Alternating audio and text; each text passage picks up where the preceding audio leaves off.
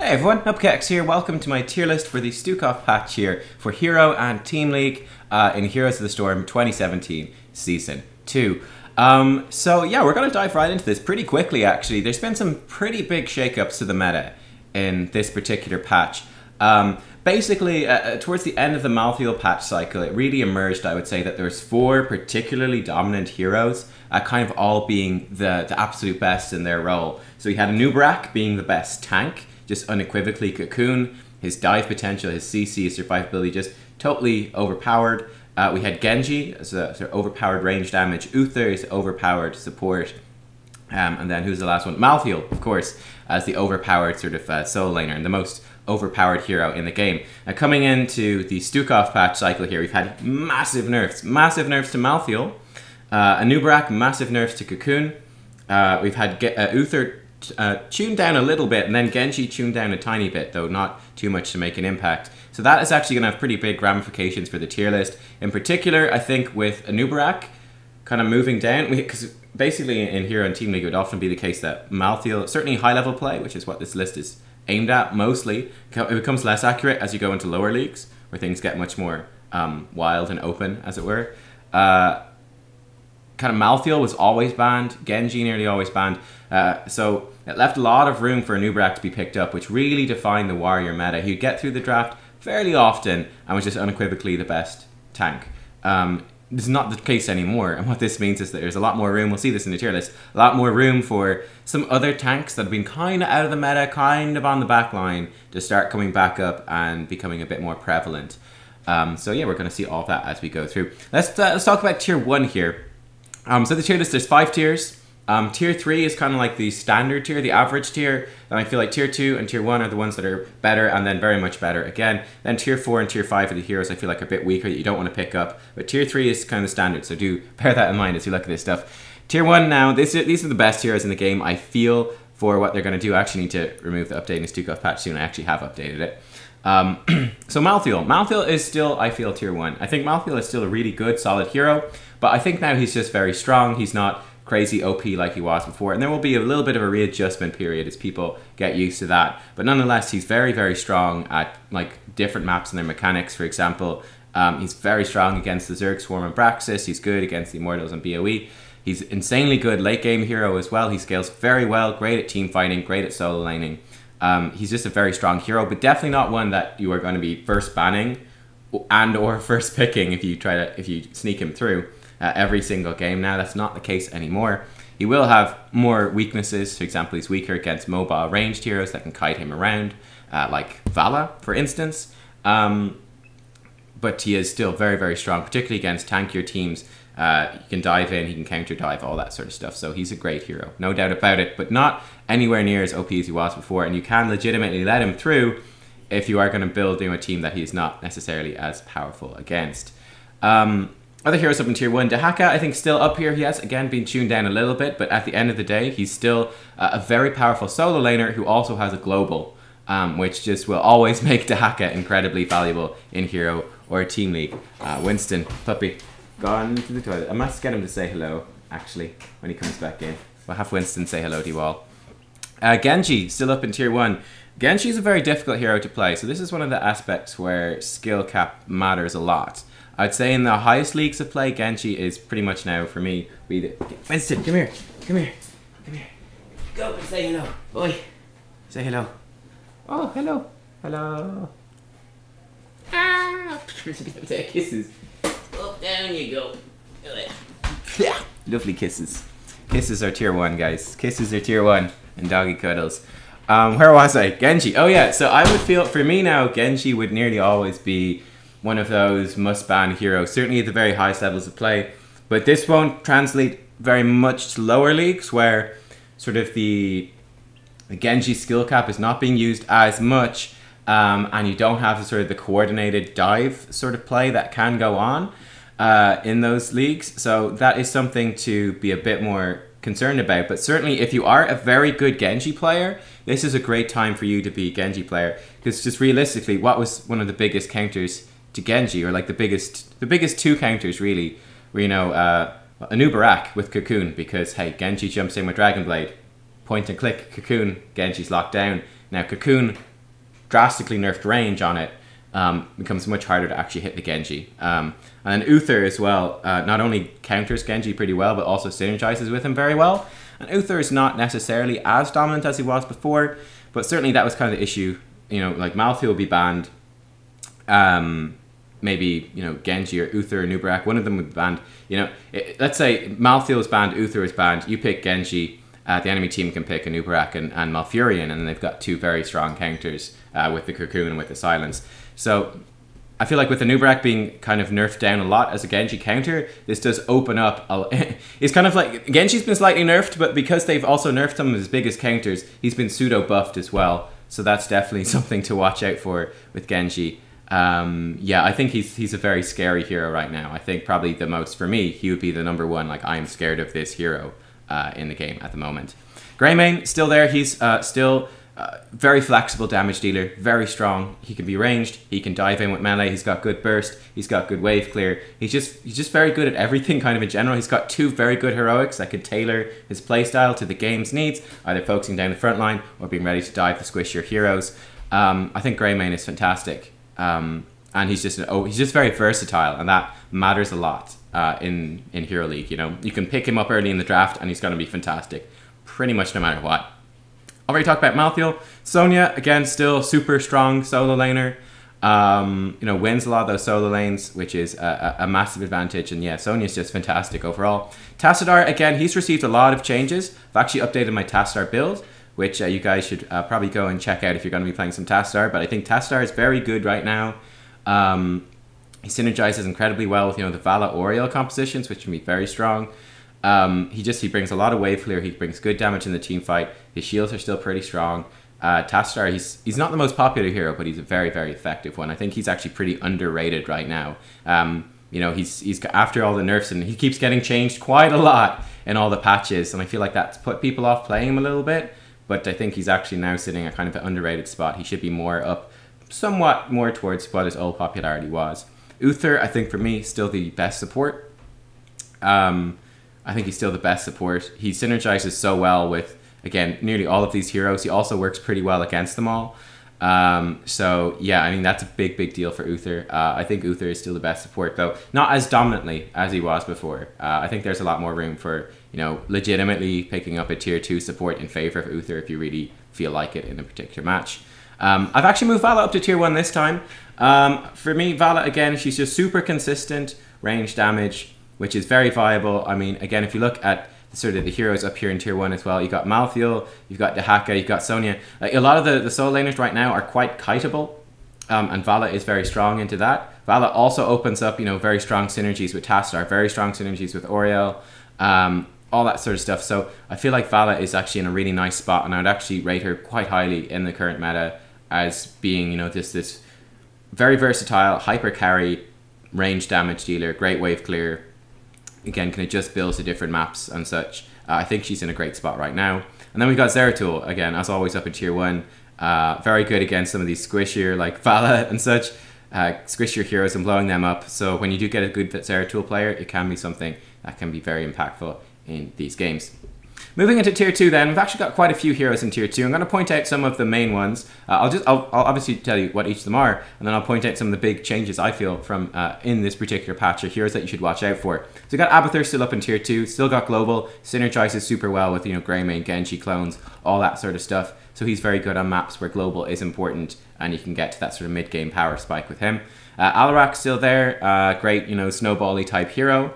Can be very good in the right hands, but a high skill cap hero. Nubkeks being nerfed down a lot. I still think he's very good, but he is nowhere near the best tank in the game spot that he's been occupying for the last while, kind of unopposed, really. You know, but he's still strong. He's still strong, but there are other options available for sure. Arthas is, speaking of, another good option. Just a good kind of anti-melee, sort of peeling tank. Very, very tanky, very survivable.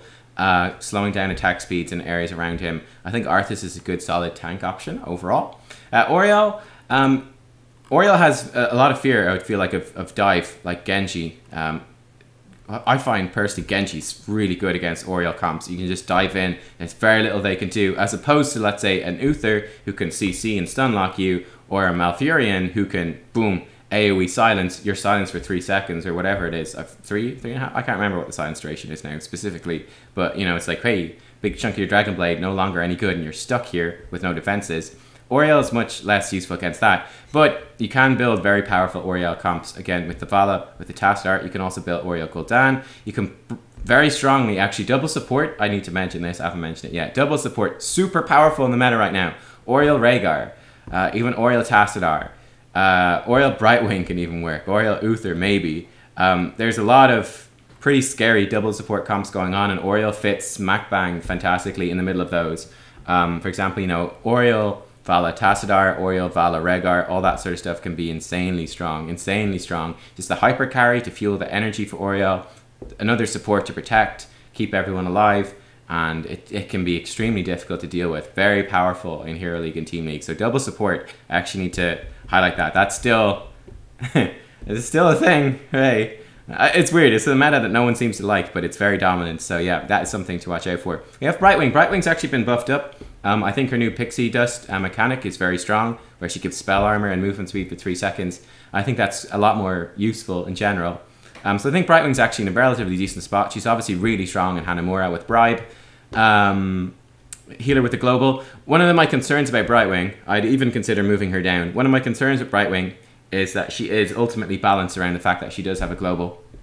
So one of the big strengths for Brightwing would be coordinating ganks. So for example, a classic one would be, you know, Zeratul goes in for a flank, Zeratul jumps in, Brightwing teleports in, as Zeratul goes in for the gank, and then suddenly that person who thought they were in a nice, pleasant 1v1 lane against, let's say, a Sonya, suddenly finds themselves in not only a fight against Sonya, but a fight against Zeratul and Brightwing as well. So using Brightwing's Global for ganks is, I feel, a big part of where her main strength comes from, or even responding to ganks. And I feel like that's something that doesn't get used or exploited as much as it could be in Hero League. It would be more, people tend to be a bit more reactive. It wouldn't be as much planning ahead. You wouldn't see the planning of like, yo, my teleport's up in 10 seconds. Yo, Zeratul, you go for a gank, I'll be ready. And then it's coordinated like that, which is where I think Brightwing can really start to shine. For example, Team Fnatic used her a lot in the mid-season Brawl finals, wasn't it? I think it was.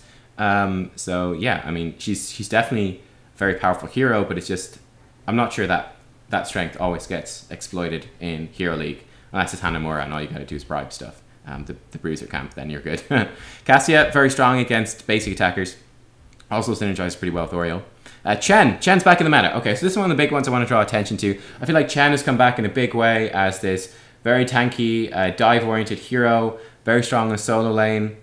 I feel like it just suits him a bit at the moment. I'm not a Chen player myself, so I can't give you too much details, but I'm gonna try learn some Chen and bring you a Chen video in the near future, I hope.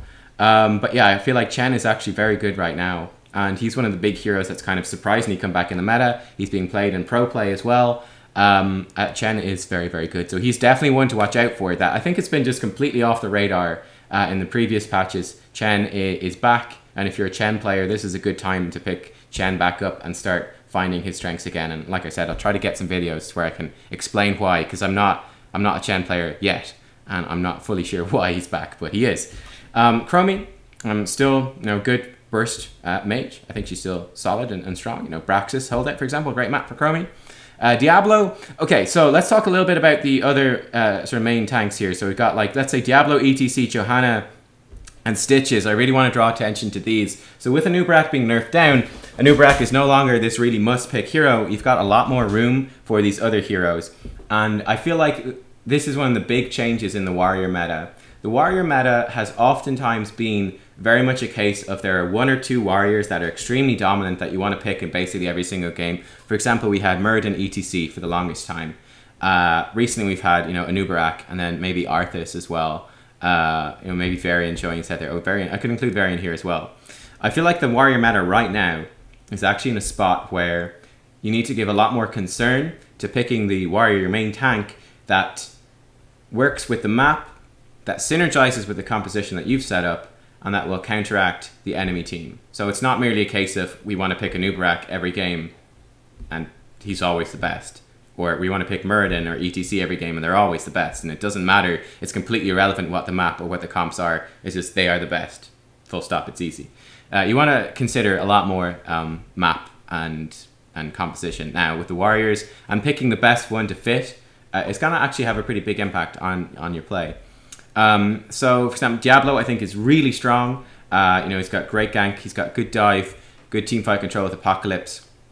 Better on maps where you can pick up souls easily. So for example, I think Diablo is actually very good in like Infernal Shrines. I think he's actually surprisingly good on Tomb of the Spider Queen. Works pretty well in Dragonshire, all that sort of stuff. But Diablo is very, very strong. But he's not a hero you pick up on every single map. ETC, I actually feel... I'm curious about this one. I feel like ETC, there's a big opportunity for him to start coming back into the meta. You know, he's the main tank who can have a global. Mosh Pit can win games as well. It's super powerful. He's got a lot of CC, mobility, self-sustain. I think there's definitely a spot for ETC coming back here. I'm going to be curious to see how he pans out over the course of this patch. I've rated him pretty highly. He does still have a pretty low win rate and everything, but I do think that ETC could come back in to the meta a good bit as a sort of this fast, flexible, self-sustaining warrior who does have, you know, a global or mosh pit. Obviously, you're concerned about, do they have mosh pit counters? Is the global going to be useful when you pick them up? But yeah, I think ETC is actually going to start coming back a little bit right now. Johanna, you know, does super safe tank with lots of wave clear. So if you need wave clear, or you want to like really make this overwhelming push composition that just crushes the early game through you just having so much more wave clear and push than enemy team, Johanna can fit really, really well. I think I've actually moved her up because, again, I feel like there is this a bigger space for that right now. Stitches, again, is high damage warrior.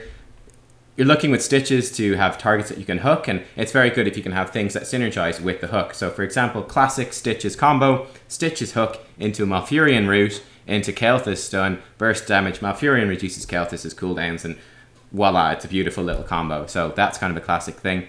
But yeah, Stitches is in a great spot right now as well. And then you've got Varian, again, like parry build, taunt, it's all very strong and makes for... he's a pretty good warrior as well. The problem with Varian is that his CC is actually quite low. He doesn't bring much CC or peel. I think there's a misconception about Varian, which comes from the Warbringer Varian days, where he had this really short cooldown charge, which was a stun. You don't have that anymore, right? So you're super survivable, but you don't have as much mobility. You don't have as much CC. So that's, I just point that out in terms of picking Varian, that he is very survivable, and he does have some, like, a good burst, sort of like pick potential in combination with taunt, but it is on a long cooldown. So we need to bear that in mind, but he's good. He does pretty good damage. He's very, the thing about Varian is he's very difficult to kill.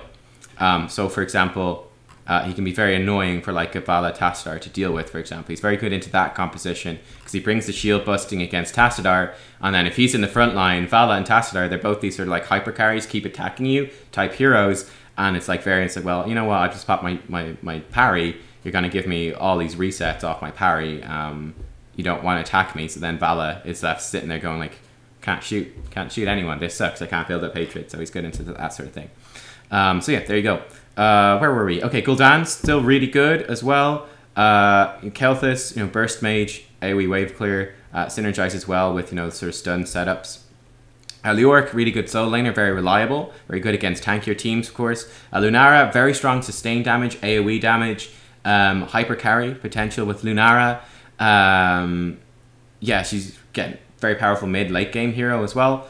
Leaping Strike can be quite nice actually with Lunara. That's kind of a newer thing with her Leaping Strike, which can be a very good way of dealing with divey type heroes. So Lunara can actually be a pretty good hero to pick up into some of those stronger dive type heroes, because you can kind of just Leaping Strike on them when they dive in on top of you. So you can kind of escape from them a little bit while outputting a lot of damage in return. So that's something to consider with her. Nazeebo is still very powerful late game, which matters in Hero League because games often go late. Ragnaros, again, Molten Core, decent solo laner, but Molten Core is a huge deal for protecting lanes, and he's pretty good late game as well. Rhaegar, I think, is a really nice support right now. Really nice support right now. He's got burst heal, he's got AoE sustained heal, he's got some decent kill pressure and damage output. So yeah, I think Rhaegar's actually in a great spot as another support, very reliable support, and one that you can get your hands on pretty regularly. He's not going to be banned out like, you know, Uther or Oriole probably will be, or might, well, Oriole might be, Uther could well be, or picked up early. So Rhaegar is very reliable to get your hands on, so it's a good time to be a Rhaegar main. Stukov is interesting. Stukov's interesting. I think Stukov has a lot of potential, but I also think with Stukov, his win rate right now is pretty bad. I feel like with Stukov, for example, if you misuse his if you misuse his trait, the bio kill switch, that's a 16-second cooldown. It's very punishing to get that wrong. I feel like there's actually, I don't know if it's a very, there's a very high skill cap with Stukov, but certainly it will take a while to really get a proper feel for really the basics of Stukov and the rhythm of his play. So I expect him to actually improve a lot over the course of this patch cycle.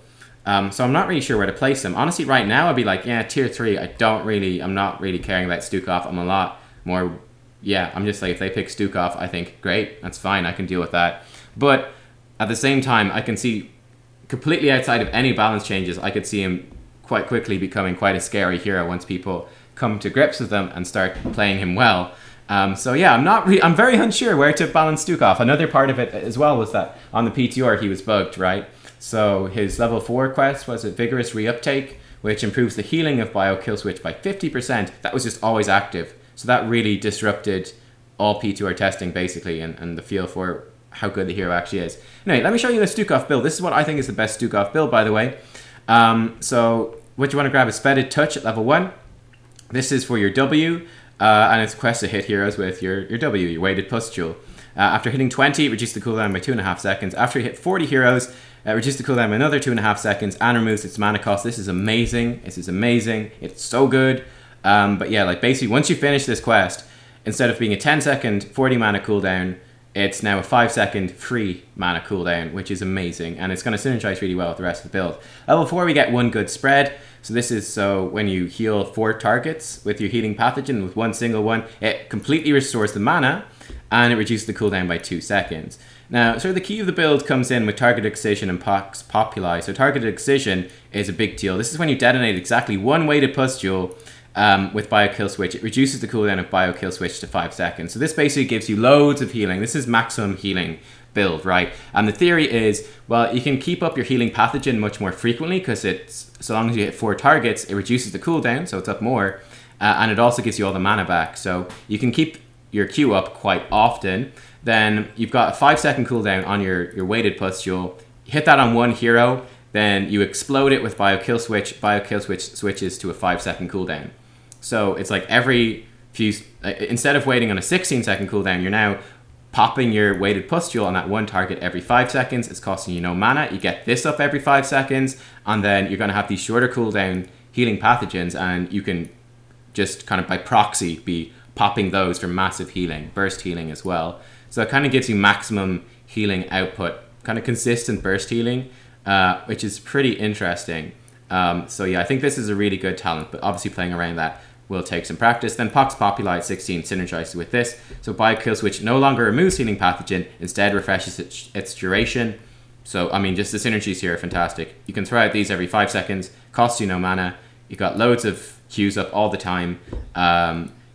You keep popping your Weighted Pustules for not only the Weighted Pustule benefit, but the burst healing here. And then every time you get that burst healing pop, it will also refresh the duration of the healing pathogen back up to full. So it's maximum healing build. I think it's probably the best one overall.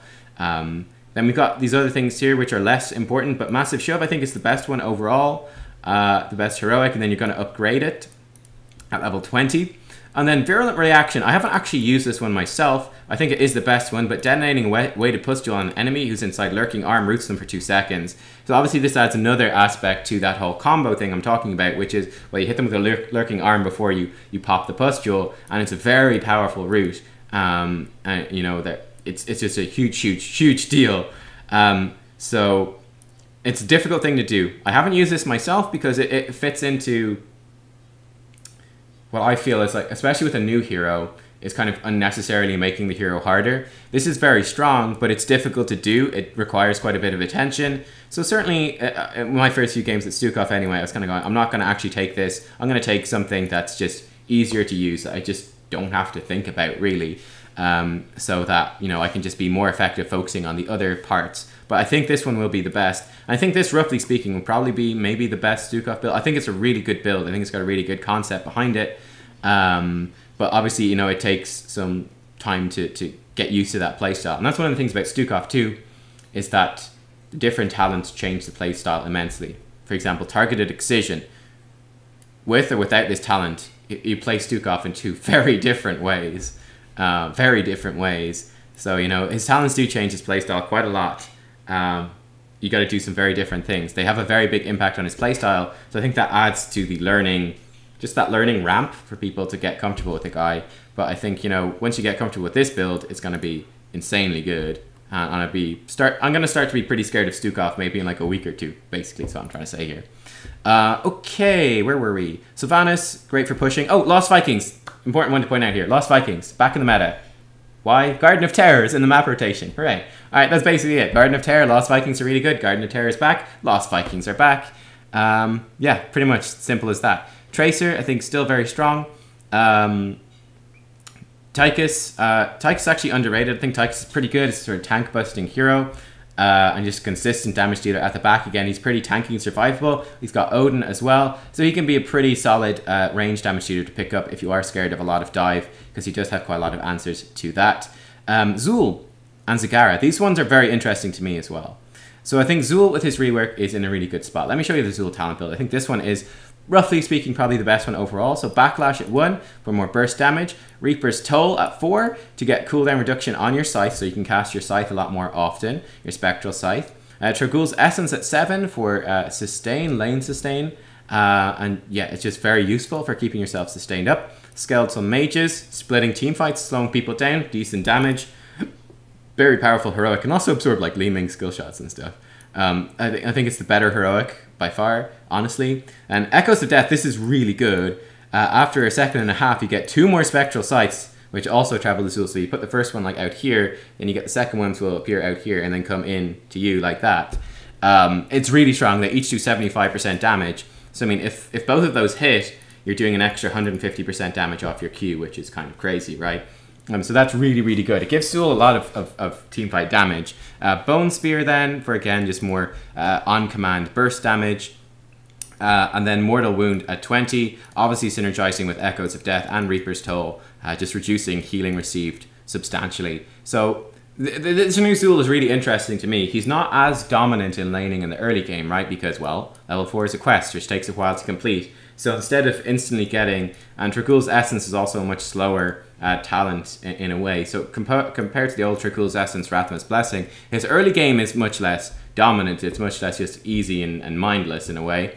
But he does obviously then scale very strongly into late game. And I mean, you even have a lot of single target bursts, you know? You hit someone with your root, you hit them with your regular Scythe, plus the 2 hits of Echoes of Death, which hit someone directly in front of you. You hit them with your Backlash, you hit them with Bone Spear. I mean, that's a lot of burst damage actually on someone, which is pretty damn strong. So yeah, this new Zul, not as dominant in early game, but a lot more relevant in the mid and the late game.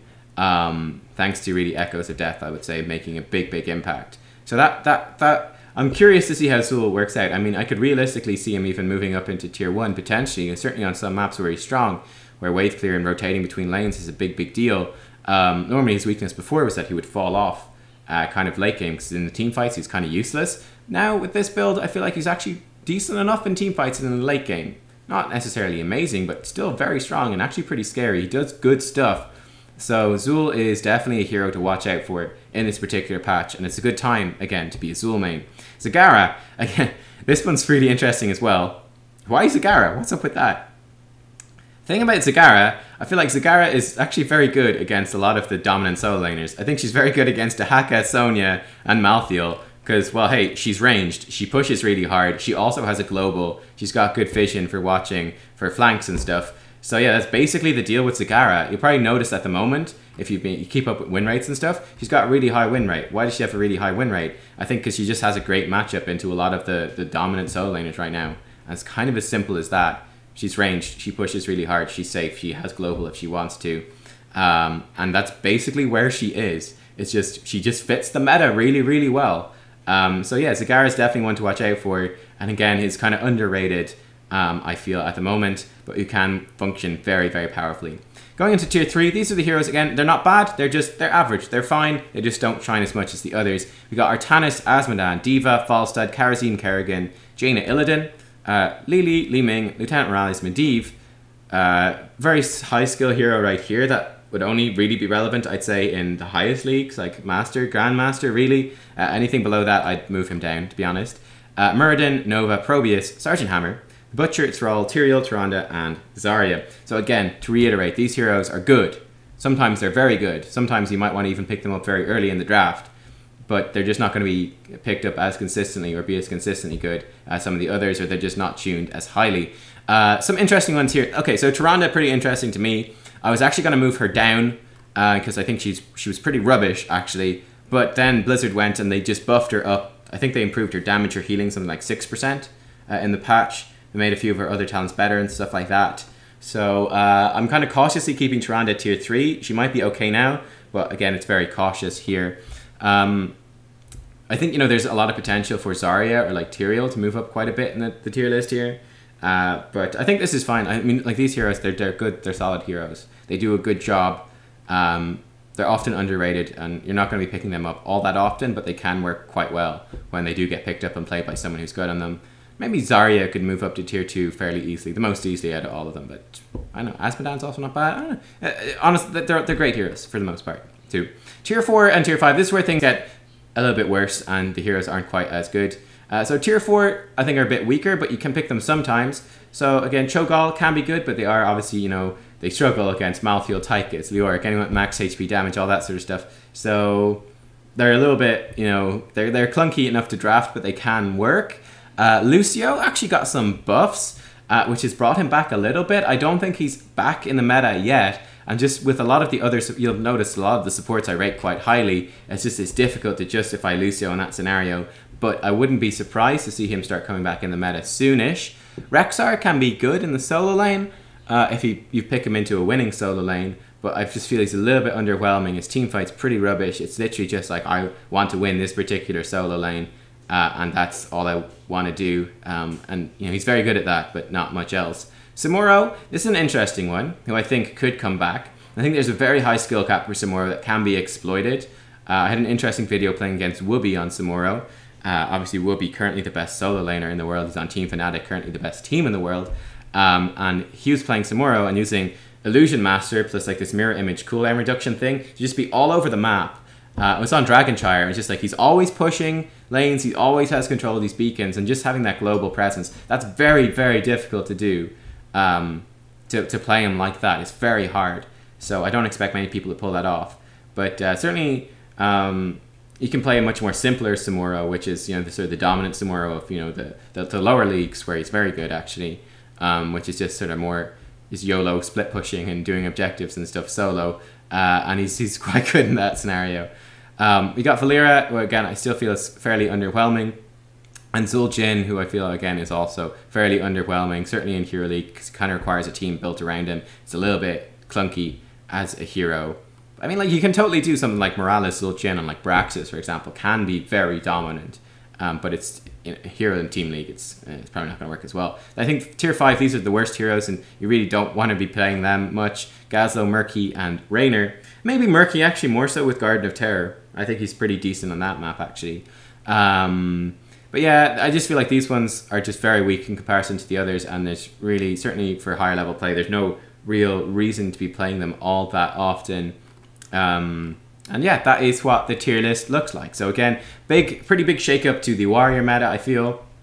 I think in top level play, Genji is the scariest hero, but he falls off a lot in the lower leagues, where the skill and the team fighting strategies of teams don't really aren't the same as they are in higher levels of play, where he is so dominant. Yeah, I think Malthael's still very strong, but not crazy OP. He's just a good, strong hero, but doesn't really stand out as being heads and shoulders above everyone else like he was previously. Anubarak being nerfed down is a very big deal, which has a big effect. Yeah, that's kind of how this stuff is looking like. Yeah, lost Vikings back with Garden of Terror, that's a big deal. I think the Zul rework is fantastic. Sagara very strong as a counter to the popular solo laners right now. Double support meta, still a huge deal. And that's how it looks like. Guys, I hope you enjoyed the video. Give it a thumbs up if you did. You can find my tier list over here in Heroes Heart. There'll be links in the description below. Also got builds for every hero. Find links in the description below.